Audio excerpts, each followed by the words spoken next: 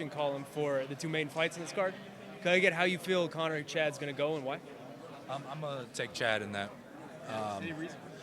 Well, I think Chad is a better athlete, more experience. Here's what it comes down to in all reality. We don't know what Conor can do at this level. He's never fought anybody anywhere near the level of Chad Mendes. So we don't know what he's capable of. We do know what Chad is capable of. I know how good of a wrestler he is. I wrestled with Jake Jaggers, who Chad lost to barely in the finals in college. So I know how good of a wrestler he is. We see how good of an athlete he is. We've seen what he can do with his knockout. We know Chad. We don't know Conor. Maybe Conor comes in and is the next Anderson Silva, wins, defends his title 15 times. But we have no real indication that he's going to do that. So in terms of picking intelligently, you have to pick the man that is the man. Saying that, would you be surprised if Conor McGregor was to win? Would it? You're a guy who likes to strike, and you've seen his stand-up skills. If it was a full camp, I would be surprised.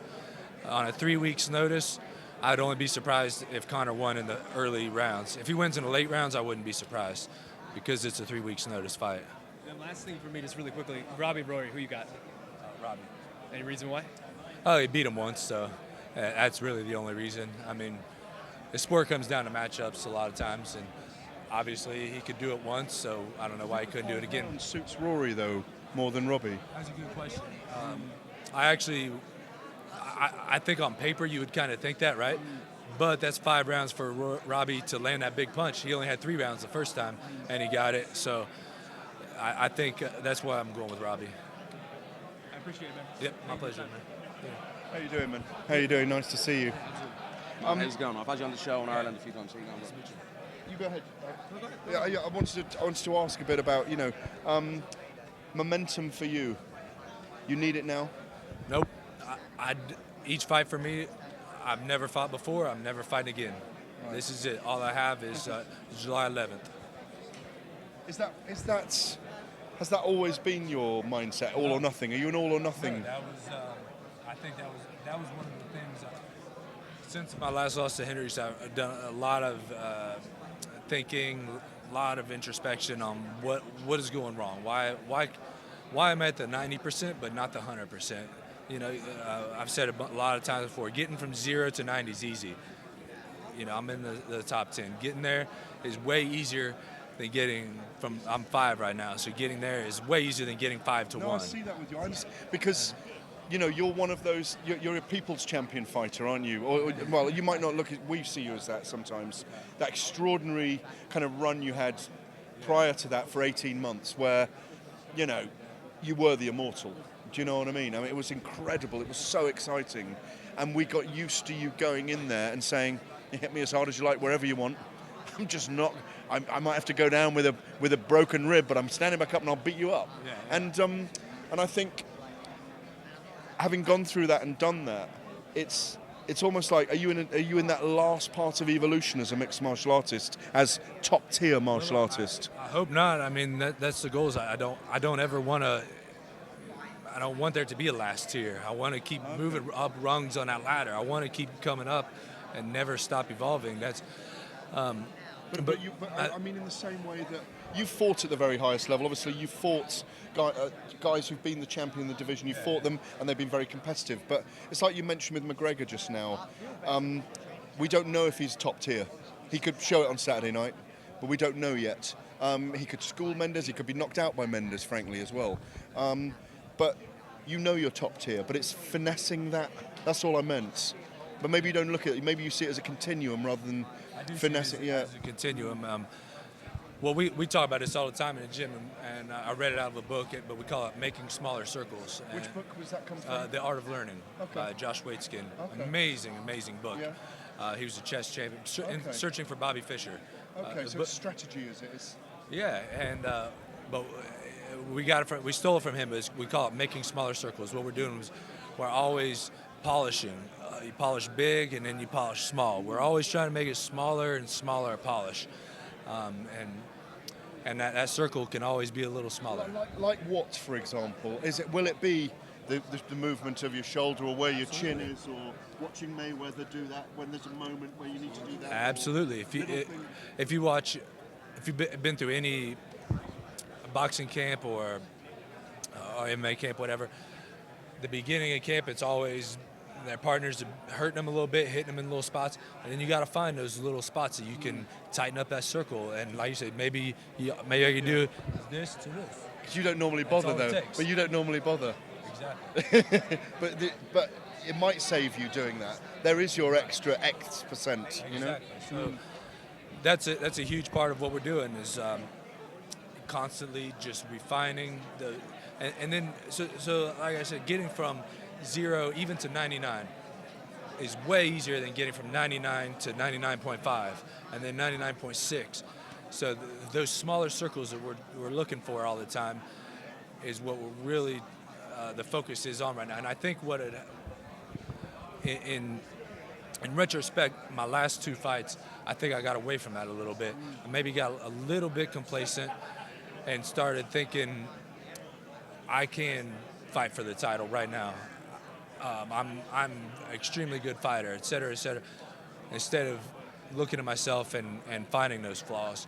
I was, puffing my chest a little bit and thinking I'm going to be the champion. I'm going to be the next title holder. I think you got through to that point on, if I can give my own view on it, I think you got through on an incredible chin, amazing mental strength you have when you fight. You've got incredibly high pain thresholds, and it got you there instead of having, like you say, those little technical aspects that get you to the championship. Do you know what I mean? Is that fair? Is that fair? I haven't. No, but I've fought in other ways, and I know how to be mentally very strong, and I will do it till I win.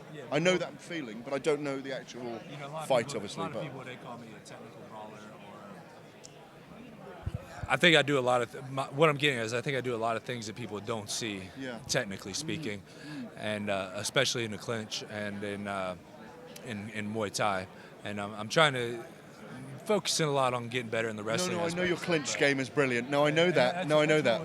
So that's what I'm talking about, and the entire game, like I started playing a lot of chess, and the entire game of chess is bringing him to your game. You're controlling a certain part of the board, and you want to put him where you want him. So a lot of people call it like the general controlling the soldiers, and you can make your opponent your soldier, working for you, working against himself, and that's ultimately the whole game right there, and that's what I'm looking to do. So little things like that, I would have never thought of that a couple of fights ago, but now like I look deeper into it, more philosophy, more the finer points of the game that are beyond just. I know I'm tough. I know that I can handle a high pain. Dance. You have a wild. If I was to describe you as a dance, you have a wild dance. You have a dangerous wild dance, a destructive, dangerous wild dance. And that's exactly. You want someone to come into that dance. Exactly. With you. Exactly. You want them to fight your fight with you. Exactly. Yeah. No, I get that. Because then you win. Because no one's better at it than you. You know. Well, that's not always true. This is a game of less than inches. No, but it's you being natural. But it's you being natural as well. Yeah, that's in what it's many all ways. about. That's what it's all about. Yeah. GSP, I actually learned that from him. Yeah. He talked about it where they asked him, how do you have such great cardio in 5 rounds? And he said, well, it's not that I have great cardio, it's that I dictate the pace. Yeah. He said the person that dictates the pace is the one that wins the fight and that has better cardio. You're able to control the pattern then, no? Yeah, and that's something I learned from GSP. I look up to him a lot, and I learned a lot of lessons from him. And it could be whatever your pace is, right? Yeah. And like the Eric Silva fight, I think was a perfect example. When I started off, I was sort of fighting at his pace, and I got caught for it.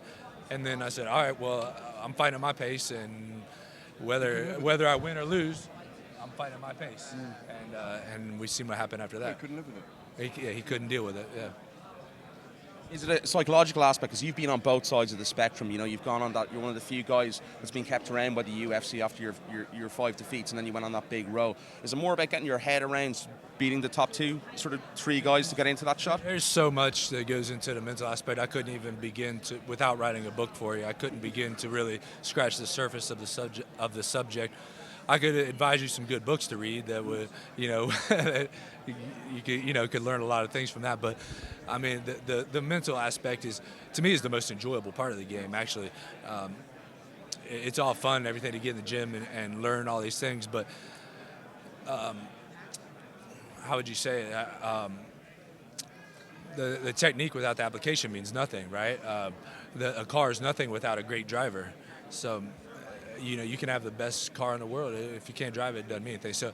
So that's, I believe I've had a better vehicle than I've shown. I believe that I haven't shown how strong my vehicle can be. I haven't. You're a fighter becoming an athlete, though, aren't you? A little bit. That's how I see you, but I may be There's wrong. some of that. No, because you're a natural fighter, aren't you? That is there. But you're That's my true expression of myself. You're refining yourself as an athlete. Exactly. That's very true. My truest expression of myself is a technical brawler. Is a wild man that wants to go out there and I punch you and you punch me and let's see who's standing. That's I do. It's very obvious. That's my truest expression of myself. But now I'm again refining that and learning to express myself in other manners. Because you've got it mentally to fight, but it's refining that athlete's mental bit, isn't it? There's some of that. Almost like pulling back sometimes. No? Yeah. Well, it's a lot easier to win as an athlete than it is as a brawler, right? Yeah. So if I can take that and then if that doesn't work, I always have that backup plan, all right? But if I can go out there and pull a Rory on you and just jab you for 5 rounds, I don't know if I have it in me to do that, but it's a hell of a good way to start at least. But if you go in against someone who you know that they're right and they're left, it means KO with either one, then maybe you do jab their head off. That's what being an like athlete Robbie. No, I'm saying like he's the type of guy who hit you with either hand. Yeah. But I didn't just jab his head off. He's got great timing in the mid-range. He does. He's got great timing. That's how he beat Rory. That's how he beat Johnny. Yeah, that's how you get beaten by him. It's timing in the mid-range he's got, and great. He's very Yeah. He's a lot smaller than he's thinner than you think, isn't he? Yeah. His shoulders are bigger. Yeah. One of the things I wanted to ask you about when you said earlier, which I think is fascinating, Matt, is you see every fight as the last fight. Yeah.